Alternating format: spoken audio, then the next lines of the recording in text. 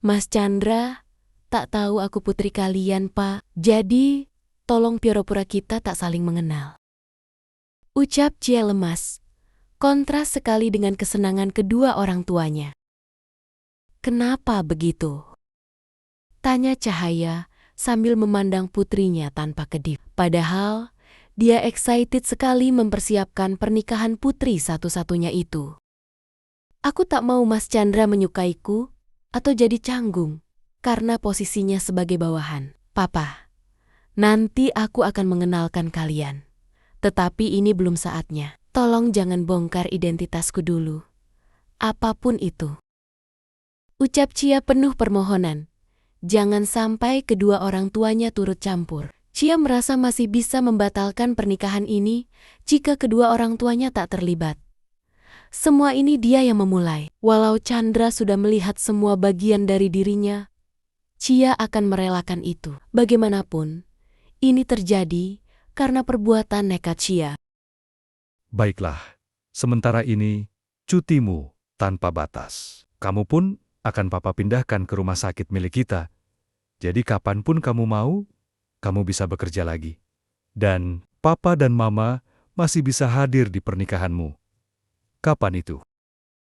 Tanya Jenderal Shaka antusias. Dia mendukung penuh keputusan Cia. Yang penting, putrinya bahagia dengan menantu idamannya itu si Kapten Chandra. Dengan ini, Jenderal Shaka juga bisa menilai nanti keseriusan Chandra pada putrinya tanpa embel-embel segan padanya. Nanti akan aku kabari, Pak. Ma. Ucap Cia sambil menelan ludah. Kamu kemana saja, Koa? Aku pikir kamu diculik tentara lainnya. Ucap Chandra sambil menarik napas lega begitu melihat Cia datang. Tadi dia sudah mencari kemana-mana, tapi tidak ketemu. Sempat terbersit di pikiran Kandropa Cia juga melarikan diri darinya. Bisa saja, seperti Helen yang dengan mudah membuang dirinya begitu saja. Mas, aku ingin bicara. Boleh? Tanya Cia. Chandra mengangkat satu alisnya. Heran, si cegil ini jadi serius. Ini, Chandra mengulurkan sekaleng minuman dingin bersoda pada Cia. Berdua, mereka kini duduk sambil memandangi pemandangan pantai sore di salah satu pantai terkenal di Kalimantan ini. mau bicara apa? Tanya Chandra sambil meneguk minumannya. Aku sudah jadi perebut pacar orang ya, Mas. Kudengar kamu sudah punya pacar dan akan menikahinya. Kamu boleh membatalkan pernikahan kita dan kembali pada pacarmu. Anggap saja tidak terjadi apa-apa di antara kita. Soal diriku, anggap saja itu rezeki matamu, Mas. Ucap Cia penuh penyesalan. Dia sudah gegabah. Bagaimana kalau ternyata pria targetnya itu adalah suami orang? Cia pasti tak punya muka lagi menghadapi istri pria itu. Chandra hanya tertawa kecil mendengar celoteh Cia. Kamu dengar dari salah satu temanku di markas, ya? Cia terdiam. Iya, namanya Helen. Aku punya impian akan menikahinya, tetapi dia malah memilih menikah dengan pria lain karena aku dianggap tidak pantas bersamanya. Tapi itu sudah berlalu, dan aku akan bertanggung jawab penuh padamu. Bagaimanapun, bukankah aku sudah kebagian rezeki mata itu? Tukas Chandra sambil menatap jauh ke depan. Mengingat Helen, hati Chandra masih terasa sakit. Cia menunduk mendengarnya. Mungkin karena Chandra jujur dia impoten kali ya, makanya pacarnya kabur. Kasihan sekali pria ini melepaskan cintanya demi kebahagiaan pacarnya itu. Ah, tadi mencariku karena aku cantik ya?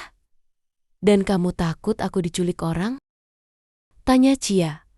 Mengalihkan suasana, Chandra tergelak mendengarnya. Mendung yang tadi sempat bergelayut hilang dari matanya. Bukan begitu. Di markasku itu, jangankan wanita sungguhan. Kambing dibedaki saja bisa digondol di sana. Harap maklum, efek jarang ada wanita. Cia langsung mencebik mendengar itu. Akad nikah di Kalimantan sini, dan resepsinya di kota Z, bagaimana? Tanya Chandra, setelah melihat tanggal akad nikah yang mereka dapatkan dari KUA setempat. Cia mengangguk setuju. Beruntung akad nikahnya dalam waktu dekat, dan kedua orang tua angkatnya masih di Kalimantan. Aku akan mengajakmu belanja nanti untuk membeli gaun dan seserahan, juga mahar buatmu. Untuk rumah, aku sudah siapkan rumah di kota Z. Kita bisa ke sana setelah akad nikah. Namun, Apa? rumah itu terletak persis di depan rumah ibu dan adik angkatku. Bukannya katamu kamu yatim piatu, Mas? Tanya Cia, tak mengerti. Kenyataannya begitu. Tetapi aku masih punya ibu dan adik angkat yang selama ini menjadi tanggung jawabku setelah bapak angkatku meninggal. Dan lagi, Chandra tampak menelan ludahnya. sebenarnya yang menikah dengan Helen itu adalah adik angkatku sendiri. Ucap Chandra dengan suara tercekat. Mata Cia membesar mendengarnya. Adik macam apa itu? Walau Chandra melepaskan pacarnya, harusnya jangan menikah dengan adiknya juga. Kan masih banyak pria lainnya. Yakin, Mas? Sayang uangmu, Mas. Jika kita mencari rumah baru lagi. Jual beli rumah itu tak mudah. Kalau Mas mau menjual rumah itu, pasti butuh waktu lama.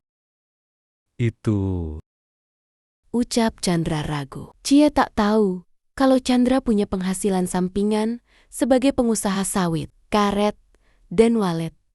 Membeli rumah baru tentunya bukan perkara sulit buat Chandra. Sebaiknya uangnya ditabung. Gaji Mas sebagai tentara kan tidak besar. Mana mau menanggungku yang kuat makan ini. Belum lagi uang sakuku yang pengangguran ini. Tukas Cia sambil tersenyum, memamerkan deret gigi putihnya yang dihiasi satu gingsul di ujungnya. Itu yang membuat Cia terlihat amat manis. sesuka mula. Tukas Chandra sambil menoleh ke arah lain, menghindar dari pesona senyum Cia. Dia tak mau kembali terhanyut dalam romansa semu yang membuatnya terjerumus begitu dalam. Ponsel Chandra berdering. Dari Andre, bawahannya. Kapten, ada para kapten dari markas utama Angkatan Darat, Angkatan Laut, dan Angkatan Udara ingin bertemu sekarang juga. Panggilan itu dialed speaker Ken. Sehingga Cia juga mendengarnya. Apa yang dilakukan para kakak usilku di sini? Jerit batin Cia. Bersambung. Mau lanjut ceritanya? Ketik lanjut di kolom komentar ya.